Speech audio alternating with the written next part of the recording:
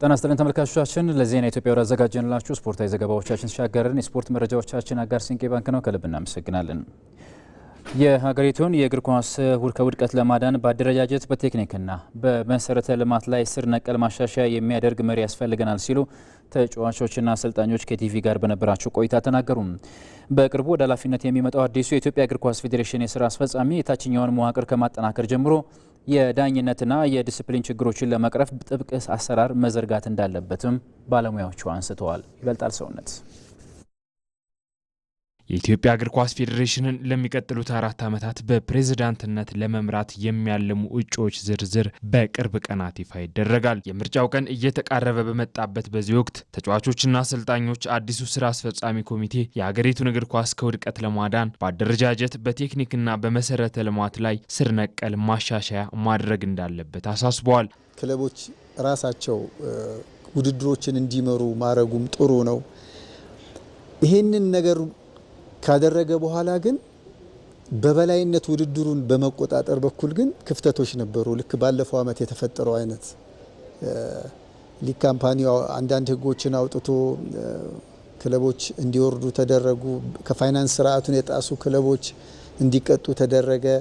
ይሄንን ነገር በበላይነት የሚመራው የኢትዮጵያ እግር ኳስ ፌዴሬሽን ነውና እንደዚህ አይነት ህጎችን ለወጡ ህጎች ሁሉም ክለቦች ተገዢ የሚሆኑበትን ነገር ደፈር ብሎ ተግባራዊ ማድረግ። እንደ ተጫዋቾችና አሰልጣኞች ገለጻ አዲሱ ስራ አስፈጻሚ ኮሚቴ የታዳጊዎች ልማትና የተቋረጡ የትምህርት ቤትና የሰፈር ውድድሮችን እንደገና ከማነቃቃት ባሻገር ብሔራዊ ቡድኖቻችንን በአህጉር ብሎም በዓለም አቀፍ ደረጃ ተወዳዳሪ ለማድረግ የቴክኒክ ዳይሬክቶሬቱን ማዘመንና የሀገር ውስጥ አሰልጣኞችን አቅም በዘመናዊ የእግር ኳስ እውቀት መገንባት አለበት። ጠንካራ ብሔራዊ ቡድን እንዲኖረን ጠንካራ አሰልጣኝ እንዲሁም ደግሞ ረጅም ጊዜ ሊሰጠው ይገባል። ይሄ የኔም ምጋራው ሀሳብ ነው። እሱ ብቻ በቂ ነው ብዬ አላስብም። ከዛ በተረፈ ደግሞ ጊዜ ከተሰጠው በኋላ በዛ ጊዜ ምን ይሰራል፣ ምን እንደግፈው የሚለው ደግሞ ዋነኛው ሀሳብ ነው ብዬ ነው ማስበው። ብሔራዊ ቡድን ውጤት እንዲያመጣ ነው። እዚህ አሁን ይሄ ውድድር ሽሮ ሜዳ ላይ ነው። በሚቀጥለው ደግሞ ሌላ ቦታዎች ያሉበት ቤት አይሄዱ ብዙ ልጆችን መምረጥ ገንዘብም ያው አብዛኛው አመራር ላይ ያው ክለቦች ገንዘብ ያወጣሉ። ከእንደነዚህ አይነት ገንዘብም አይውጣ አንልም፣ ግን ከእንደነዚህ አይነት ተጫዋቾች ጋር ቀላቅለ ሲኒየሩና እነዚህ ወጣቶችን ቀላቅለ ትልቅ ቡድን መገንባት ይችላል።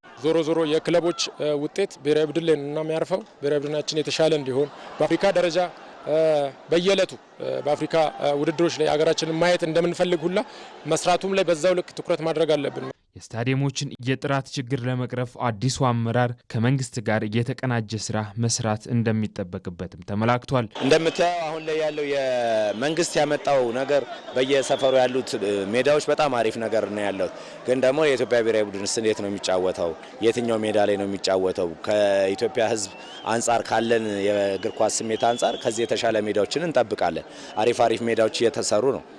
እነሱን ደግሞ ለማድረግ እግር ኳስ ፌዴሬሽናችንና መንግስት አንድ ላይ መስራት አለባቸው። መንግስት ለብቻው ቢሰራ እግር ኳስ ፌዴሬሽን አንድ ላይ ለብቻው ቢሰራ አይሆንም። አንድ ላይ ግን ከተግባቡበትና ከተሰራ ጥሩ ሜዳዎች እናገኛለን ብዬ አስባለሁ። በጨዋታዎች ላይ የሚታዩ የዳኝነትና የዲሲፕሊን ግድፈቶችን ለማስቀረት ጥብቅ አሰራር መዘርጋትም ያስፈልጋል። የተጫዋቾችን የውል ደህንነት፣ የሕክምና ዋስትናና ከሜዳ ውጭ ላለው የወደፊት ህይወታቸው የሙያ መሸጋገሪያ ማመቻቸት የቀጣዩ ስራ አስፈጻሚ ኃላፊነት መሆኑም ተጠቅሷል። የኢትዮጵያ እግር ኳስ ተጫዋቾች ከተጫወቱ በኋላ በሆነ በጥቂት ሚዲያዎች ነው ምናልባት ልናስታውሳቸው የምንችለው ከሌ ብለን ሁልጊዜ የምናነሳቸው ካለፉ በኋላ የምናነሳባቸው አጋጣሚዎች እግር ኳስ ወይ ድጋሚ የምናይባቸው አጋጣሚዎች በጣም ጠባብ ናቸው።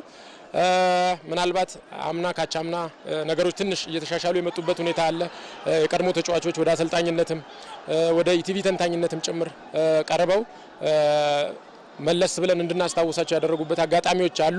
ይሄ ነገር በደንብ ተበርታቶ በመቀጠል ያለበት ነገር ነው። ምክንያቱም እግር ኳስን በሚያውቀው ሰው መመራቱ በሚያውቀው ሰው መሰልጠኑ ለእድገቱ ቁልፉን ሚና ይወጣል ብዬ ስለማስብ ይሄ ነገር ላይም ያው እንደ እግር ኳስ ማህበረሰብ ተባብረን ሰርተን መሻሻልም ማደግ ያለበት ነገር ነው ብዬ አስባለሁ። በኢትዮጵያ የተጫዋቾች የዝውውር ኢትዮጵያ መድንና መቻል አዳዲስ ተጫዋቾችን ወደ ቡድናቸው ቀላቅለዋል። ኢትዮጵያ መድን 3 ተጫዋቾችን ሲያስፈርም ከማል ሀጂ፣ ቻርለስ ሙሴጌና ገለታ ኃይሉን በሁለት ዓመታት ኮንትራት የግሉ አድርጓል። በተመሳሳይ መቻል ሁለት የውጭ ተጫዋቾችን ያያ መሐመድና ሞሪስ ኮኔን እንዲሁም ፏድ ፈረጃን ከኢትዮጵያ ንግድ ባንክ በእያንዳንዳቸው በ1 ዓመት ኮንትራት የግሉ ማድረጉን አረጋግጧል። ሸገር ከተማ ብሩክ ባይሳን ከአርባ ምንጭ ከተማ ሲያስፈርም፣ ባህር ዳርም የግብ ጠባቂውን ፓፕሴዶን ውሉን ለ2 ዓመታትም አድሷል። በሴቶች ዝውውር ልደታ ክፍለ ከተማ 6 አዳዲስ ተጫዋቾችን ሲያስፈርም የ3 ነባር ተጫዋቾችን ኮንትራትም አድሷል። ቦሌና መቻልም አንዳንድ ተጫዋቾችን በዝውውሩ አስፈርመዋል። የኢትዮጵያ ቦክስ ፌዴሬሽን 20ኛ መደበኛ ጠቅላላ ጉባኤውን አከናወነ። መደበኛ ጉባኤውን አቶ ኢያሱ ወሰንን የኢትዮጵያ ቦክስ ፌዴሬሽን ፕሬዝዳንት አድርጎ መርጧል። መደበኛ ጠቅላላ ጉባኤው በበጀት ዓመቱ እቅድ አፈጻጸም በተሻሻለው የፋይናንስ መመሪያ እንዲሁም የፕሬዝዳንትና የስራ አስፈጻሚ ምርጫ በአጀንዳነት ይዞ ከመከረባቸው አጀንዳዎች መካከል ይገኙበታል። ፌዴሬሽኑ በባለፉት ዓመታት ዓለም አቀፍ ውድድሮች በሀገር ውስጥ እንዲካሄዱ ማድረጉና የተሻለ ዓለም አቀፍ ግንኙነት መፍጠር መቻሉ በጥንካሬ በጉባኤው ያነሳቸው ጉዳዮችም ሆኗል። የኢትዮጵያ ቦክስ ፌዴሬሽን የሚያካሂዳቸው ዓመታዊ ውድድሮችና ስልጠናዎች በክልሎችና በከተማ አስተዳደሮች እውቅና ሊኖራቸው እንደሚገባም በጉባኤው ተመላክቷል። በሌላ በኩል የፌዴሬሽኑ ፕሬዝዳንትና ስራ አስፈጻሚዎች ምርጫም በትላንትናው ዕለት ተካሂዷል። በዚህም አቶ ኢያሱ ወሰን በ9 ድምፅ ዳግም የፌዴሬሽኑ ፕሬዝዳንት ሲሆኑ ከፕሬዝዳንቱ በተጨማሪ 6 የስራ አስፈጻሚ አባላትም ተመርጠዋል። የኬንያ አትሌቲክስ ፌዴሬሽን በስፖርቱ ዘርፍ የሚታየውን የጾታ እኩልነት ክፍተት ለማጥበብ የሴት አሰልጣኞችንና ዳኞችን ቁጥር ለማሳደግ እየሰራ መሆኑን አስታወቀም። ፌዴሬሽኑ የሴቶችን አቅም በስልጠና በማሳደግ በየደረጃው ያሉ የአመራር ቦታዎችን በሴቶች ክፍተት ለመድፈን ከዓለም አትሌቲክስ ጋር በጋራ እየሰራ እንደሚገኝም አስታውቋል። አና ታሪኮ በዓለም አቀፍ መድረኮች በርካታ አትሌቶችን በማፍራት የምትታወቀው ምስራቅ አፍሪካዊቷ ሀገር ኬንያ ከአትሌቲክስ ስፖርት ባሻገር በአሰልጣኝነት፣ በዳኝነት፣ በስፖርት አመራርነት ያለውን የጾታ ልዩነት ለማጥበብ ሰፊ እንቅስቃሴዎችን በማድረግ ላይ ትገኛለች። የኬንያ ሴት አትሌቶች በዓለም አቀፍ ውድድሮች ከፍተኛ የሜዳሊያ ድርሻ የሚወስዱ ቢሆንም ከአትሌቲክሱ ጀርባ ባለው የአሰልጣኝነት፣ የዳኝነትና የአመራር ዘርፍ ግን የሴቶች ቁጥር አሁንም ዝቅተኛ ነው። ይህንን ክፍተትም ለመቀነስ የኬንያ አትሌቲክስ ፌዴሬሽን ከዓለም አትሌቲክስ ጋር በጋራ በመሆን የጾታ እኩልነት ስትራቴጂ ጋር የተጣጣመ እርምጃ በመውሰድ ላይ ይገኛል። ፌዴሬሽኑ ይህን ክፍተት ለመሙላት በያዛቸው እቅዶች መሰረትም ባለፈው ዓመት 44 ሴት አሰልጣኞችን ካሰለጠነ በኋላ በአሁኑ ሰዓትም በአገሪቱ 200 የተመዘገቡ ሴት የአትሌቲክስ አሰልጣኞች በኬንያ ስለመኖራቸው የዓለም አትሌቲክስ ዘገባ ያሳያል። የዓለም አትሌቲክስም እስከ 2029 ድረስ በየሀገራቱ የአትሌቲክስ ፌዴሬሽኖች ስራ አስፈጻሚዎች ቦርድ ውስጥም የሴቶች ተሳትፎ ቢያንስ 40 በመቶ እንዲደርስ ግብም አስቀምጦ በመስራት ላይ ይገኛል። በተጨማሪም በደረጃ አንድ አሰልጣኝነትም የሴቶችን ቁጥር ለማሳደግ እየሰራም ይገኛል። ይህን እቅድ መነሻ በማድረግም ኬንያ ከአፍሪካ አትሌቲክስ ልማት ማዕከል ጋር በመተባበር በመጀመሪያ ዙር ለ44 ሴቶችም የአሰልጣኝነትና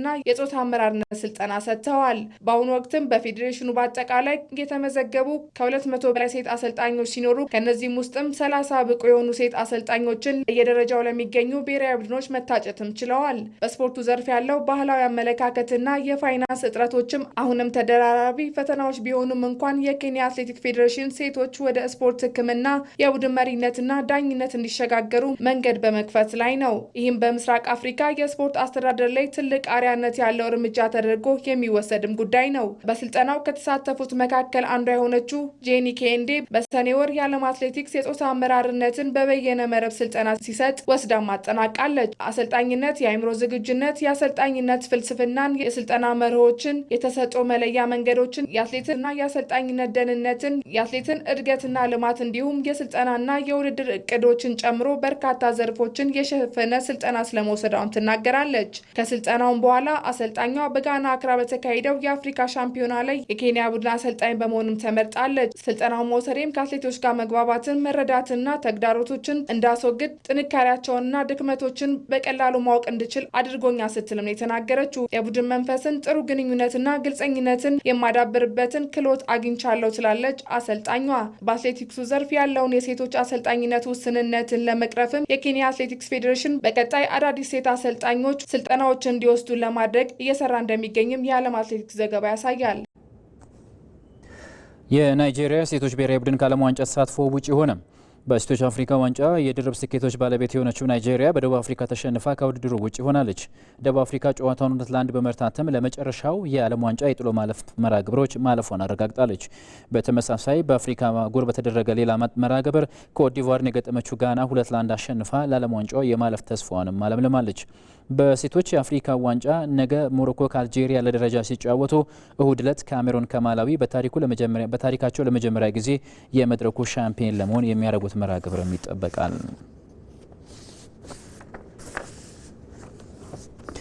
ከማንቸስተር ሲቲው 100 ነጥብ እስከ አርሰናሉ የኢንቨንሲብል ጉዞ እንዲሁም የቼልሲ በአንድ የውድድር ዘመን 15 ግቦችን ብቻ የማስተናገድ ድንቅ ስኬት በፕሪሚየር ሊጉ ከተመዘገቡ አይነኬ ታሪኮች መካከል አንዱ ነው። እነዚህ በቀላሉ ያልተሰበሩ ክብረ ወሰኖች እንደተጠበቁ ሆነው የአዲሱ የውድድር ዘመን መጀመርም ሌሎችን አዳዲስ ታሪኮች ከወዲሁ እየተጻፉበትም ይገኛል። አዲስ የሸዋስ ይህን በተመለከተ ተጨማሪ ዘገባ አሰናድተዋል። ተወዳጁ የእንግሊዝ ፕሪሚየር ሊግ የዛሬ ሳምንት ይመለሳል። አዲሱ የውድድር ፎርማት ከተጀመረ ወዲህ በሊጉ ታሪክ ሊሰበሩ ይችላሉ ተብለው የማይገመቱ በርካታ ክብረ ወሰኖች ተመዝግበው ይገኛሉ። ሊጉ አዳዲስ ታሪኮችና በርካታ ክብረ ወሰኖች የሚመዘገቡበት ሲሆን አሁንም ድረስ አንዳንድ ክብረ ወሰኖች በቀላሉ የሚሻሻሉ አልሆኑም። ሊጉ የማንቸስተር ሲቲውን 100 ነጥብ እስከ መድፈኞቹ ኢንቪንሲብል የመሰለ ታሪክም ይዟል። ከማንቸስተር ዩናይትድ እስከ ቼልሲ ከጄምስ ሚልነር እስከ አለን ሽረር የተያዙ ክብረ ወሰኖች እስካሁን በፕሪሚየር ሊጉ ያልተሰበሩ ታሪኮች ናቸው። በ2017-18 የውድድር ዘመን የመጨረሻ ሳምንት ጨዋታ ማንቸስተር ሲቲ ሳውዝሃምፕተንን በማሸነፍ በፕሪሚየር ሊጉ ታሪክ 100 ነጥብ ማሳካት የቻለ የመጀመሪያውና ብቸኛው ክለብ ነው። ይህ ስኬት አሰልጣኝ ፔፕ ጋርዲዮላ ከማንቸስተር ሲቲ ጋር ካሳኳቸው 6 የፕሪሚየር ሊግ ዋንጫዎች መካከል የመጀመሪያው ነው። በአርሰን ቬንገር ይመራ የነበረው አርሰናል ከግንቦት 2003 እስከ ጥቅምት 2004 ባሉት ጊዜያት ውስጥ የ2003-2004 የውድድር ዘመንን ጨምሮ ለ49 ተከታታይ ጨዋታዎች ሳይሸነፍ ተጉዟል። ሙሉ የውድድር ዘመን ሳይሸነፍ ዋንጫ ያነሳ ብቸኛው የፕሪሚየር ሊጉ ክለብም ነው። ይህ የአርሰናል ስብስብ ዘ ኢንቪንሲብል ተብሎም ይታወቃል። የአርሰናል ሌላኛው ክብረ ወሰን ሳይሸነፍ ዋንጫ ከማንሳታቸው ከ2 ዓመት በፊት ከግንቦት 2001 እስከ ህዳር 2002 ባሉት ጊዜያት በ55 ተከታታይ ጨዋታዎች ላይ ግብ በማስቆጠር ድንቅ ክብረ ወሰንም አስመዝግቧል። በፕሪሚየር ሊጉ ክብረ ወሰን ሆኖ የሚገኘው ሌላው ታሪክ በሰር አሌክስ ፈርጉሰን ይመራ የነበረው ማንቸስተር ዩናይትድ ከህዳር 2008 እስከ የካቲት 2009 ባለው ጊዜ ውስጥ ለሶስተኛ ተከታታይ ውድድር ዓመት የፕሪሚየር ሊጉን ዋንጫ ሲያነሳ በ14 ተከታታይ ጨዋታዎች አንድም ግብ ሳይቆጠርበት የወጣ ብቸኛው ክለብ ሆኖ ክብረ ወሰን ይዟል። 2004-2005 የውድድር ዘመን ጆዜ ሞሪኖ ክለቡን በመሩበት የመጀመሪያ ዓመት ቼልሲ ዋንጫውን ሲያነሳ በ38 የሊጉ ጨዋታዎች የተቆጠረበት 15 ግብ ብቻ ነው። ይህ በፕሪሚየር ሊጉ ታሪክ በአንድ የውድድር ዘመን ትንሹ ግብ ሆኖ እስከ ዛሬ ጸንቶ ይገኛል። ቼልሲ ከመጋቢት 2004 እስከ ጥቅምት 2008 ባሉት ጊዜያት በሜዳው ስታንፎርድ ብሪጅ ባደረጋቸው 86 የፕሪሚየር ሊግ ጨዋታዎች አንዴም ሳይሸነፍ ድንቅ ታሪክ አስመዝግቧል። ይህ ክብረ ወሰን በ4 የተለያዩ አሰልጣኞች ስር የተመዘገበ ሲሆን ጆዜ ሞሪኖ በ60 ጨዋታዎች ያልተሸነፉ የቼልሲ አሰልጣኝ ናቸው።